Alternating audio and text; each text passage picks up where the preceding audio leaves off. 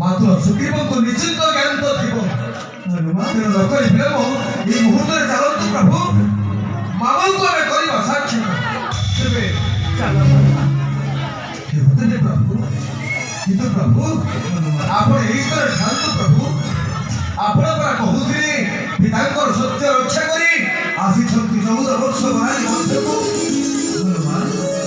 ଅନୁଭୋଜନ କରିବେ ନାହିଁ ଆଉ ଗ୍ରାମ ମଧ୍ୟରେ ମଧ୍ୟ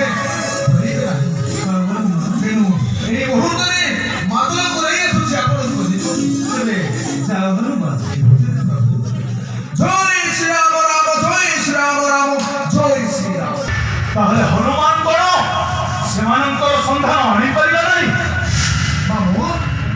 ମାମୁ ହନୁମାନ ହନୁମାନ ତୋତେ ଖାଇଥିଲି ତୁ ସେମାନଙ୍କ ନିକଟକୁ କୁହ ବୀର ତୁମେ ତାଙ୍କର ସନ୍ଧାନ ଆଣିଛ କି ନାହିଁ?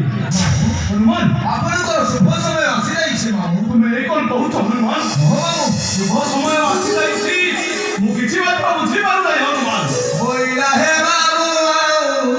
ନକର ବିଳମ୍ବ ହୋଇଲା ହେ ମାମୁ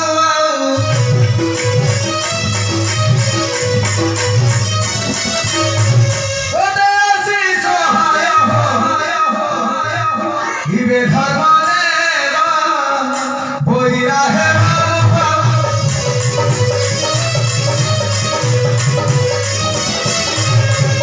ହନୁମାନ ମୁଁ ତୋତେ ପଠାଇଥିଲି ସେମାନଙ୍କ ନିକଟକୁ ହେଲେ ତୁ ମୋତେ ଧର୍ମ ଦେବ କହିବାର କାରଣ କିଛି ମାତ୍ର ବୁଝିପାରୁନାହିଁ ହନୁମାନ। ସ୍ୱୟଂ ନାରାୟଣ ତୋତେ ରଖନ୍ତା ବଇରା ସ୍ୱୟଂ ନାରାୟଣ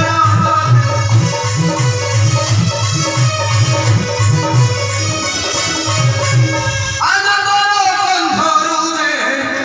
ପାପ କ୍ଷୟ ହେଲା ସ୍ୱୟଂ ନାରାୟଣ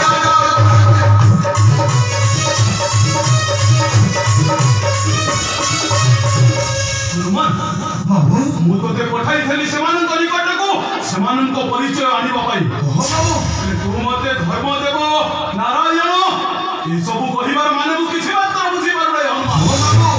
ସେମାନେ ହେଉଛନ୍ତି ନରରୂପୀ ନାରାୟଣ ହନୁମାନ ମର୍ତ୍ତପୁରୀ ଅଯୋଧ୍ୟା ଦେଶରେ ଜନ୍ମଗ୍ରହଣ କରି ସେ ତାଙ୍କର ପିତାଙ୍କ ସତ୍ୟ ରକ୍ଷା କରିବା ନିମନ୍ତେ ବର୍ଷ ବର୍ଷ ଧରି 14 ବର୍ଷ ଆସିଛନ୍ତି ବନାନୀ ମଧ୍ୟକୁ ହନୁମାନ ତେଣୁ ତାଙ୍କର ଗୋଟିଏ ଦୁଃଖ ରହିଯାଇଛି ବାବୁ ସେଇ ବରସ୍ତ ମଧ୍ୟରୁ ତାଙ୍କର ଘରଣୀକୁ କେଉଁ ଦୁଷ୍ଟ ନେଇଛି ଚୋରାଇ ହଁ ବାବୁ ହନୁମାନ ତୁମେ କହିବାରୁ ମୋର ଗୋଟିଏ କଥା ମନେ ପଡୁଛି ହନୁମାନ। କେଉଁ କଥା ବାବୁ ସୁଗ୍ରୀବରା ବୋଲାଇ ହେ ଶୁଣ ହନୁମାନ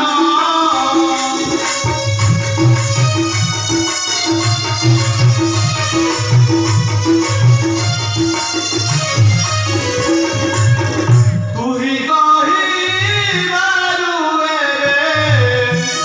ଜାଣିଲା ମୋ ମନ